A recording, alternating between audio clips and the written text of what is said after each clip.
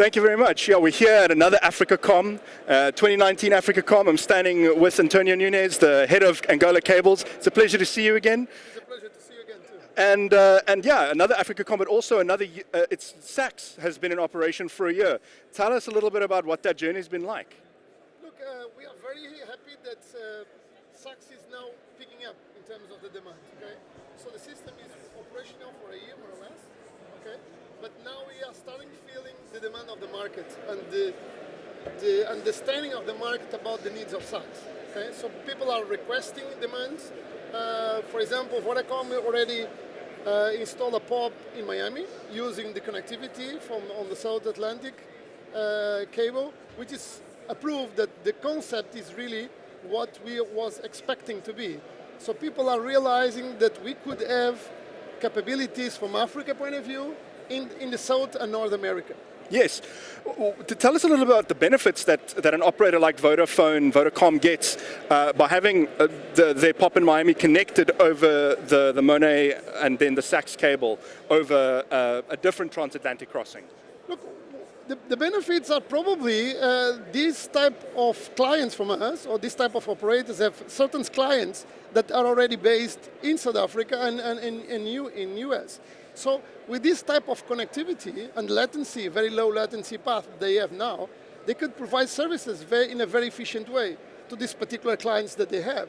So they are starting now to be using these capabilities to generate business for his own companies, which is quite good.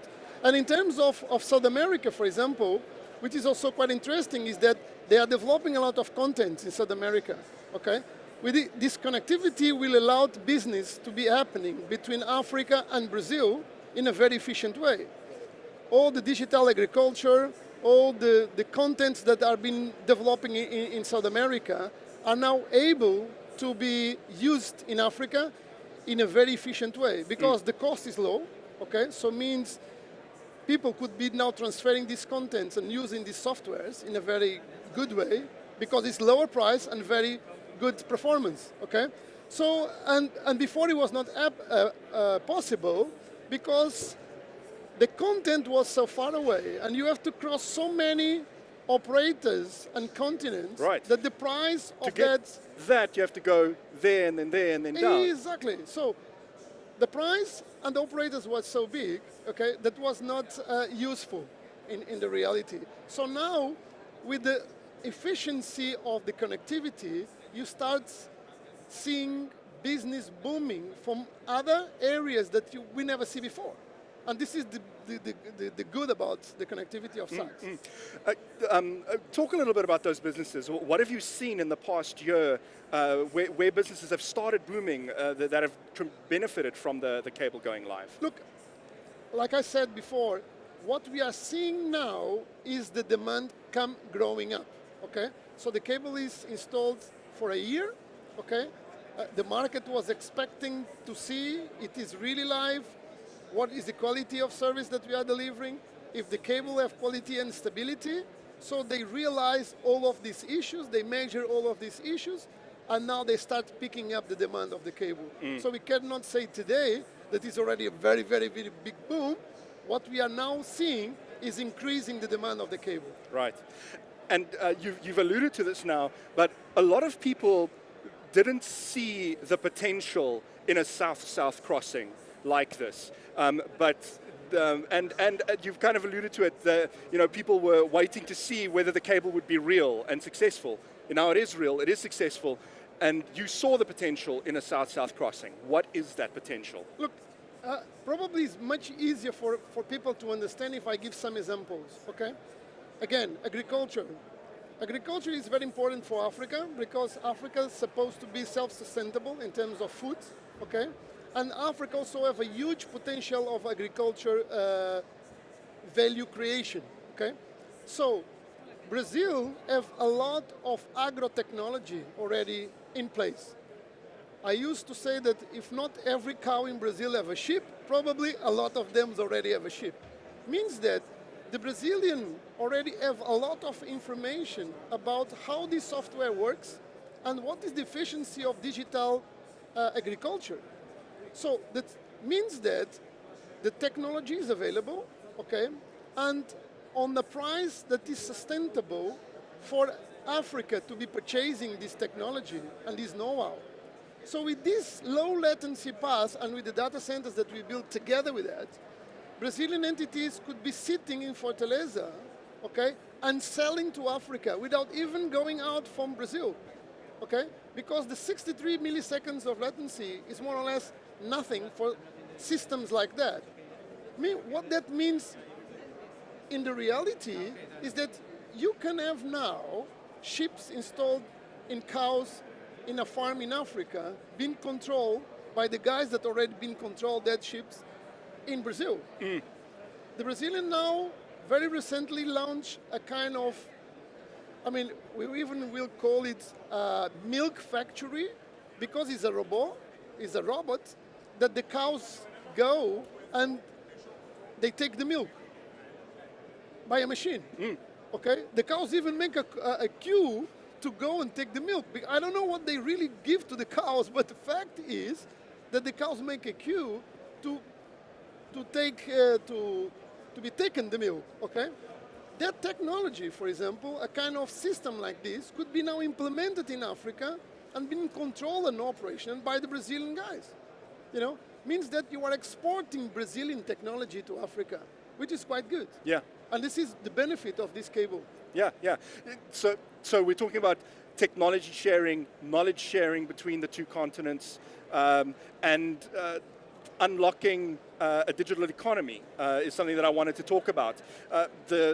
Especially in Africa, because of low uptake and so on, the participation of Africans in this new global digital economy has been quite low. How does this cable, and how have you seen this cable help that, and help people, help the various countries that you help connect unlock that potential? One of the things that we already learned is that this is a chicken-egg problem, okay? The point is, if you are able to create the infrastructures and put these infrastructures available to people, and if the service is a proper service, so if they feel that the service that they are getting from the infrastructure is what they really need, and they have a huge, good, big user experience, then they will start using it, okay? In more developed markets like Brazil, for example, we have been observed that even poor people are now shifting its models of spending the money. Instead to buy tickets to go to the cinema, they pay a fee to watch Netflix and programs like that, okay? Instead to pay a course in a certain specific school, they pay internet access to get access to Wi-Fi learning, okay? Instead to go to the shopping, they buy at home, which is cheaper and comes probably delivered in a proper time. So what that means is that if you have the availability to broadband, even if we are talking with poor people, they start using it in a proper way. So what that infrastructure means is that we will be able to announce that capability to the African enterprises and the people in Africa, okay? So it means we will win capabilities. Of course, building the infrastructure is not everything. You need to build an ecosystem around it. We need to create content providers in Africa in order to be fooling the ecosystem in Africa itself, okay? One of the problems that the media in Africa today has is that they have a lot of content, but people are not using it because we are not interconnecting our networks properly. The cost of interconnection in Africa is still very high.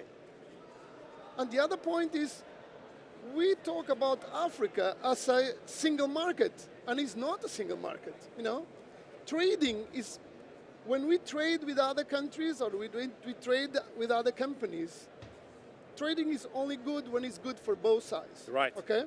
But this trading process is the one that makes the economies grow. We still have problems to trade in Africa. okay? We are selling ourselves, we are selling quite heavily in Brazil, which is, our neighbor between the Atlantic, and in across neighbor countries, we are not selling that much. So we do need to solve the interconnectivity between African countries in order to enable this ecosystem properly, okay, and to develop business and value to the systems, okay? What that means is that it's very important that all of us have to enhance the ecosystem of the digitalization itself. Because we have a huge potential now in our hands, but it's not only the infrastructure. The infrastructure is the basic to start with, yes. But we have been building in Africa thousands of kilometers of fiber. In some of the countries, the problem is how to use the fiber properly, because or it's very expensive to get access it, or the people doesn't know how to assess it properly, okay? So we have to be working in parallel in several areas. Infrastructure, this is what we have done, okay? For example, to build this cable at the beginning, everybody was telling us, that's crazy, nobody got to use it. This is what I'm saying. Now people start to use it, so it's not a crazy movement, because we need that. Yeah. Now we have to help to build this ecosystem in Africa so that we can start trading and create value for the continent itself, and for the companies, for the enterprises. So this is what we need. Yeah, yeah. I have so many more questions, but we've run out of time. It's always a pleasure. Thank you so much. Thank you very much. Talk with you. Yeah, it's a pleasure. See you again soon. Keep well. See you. See you. Great.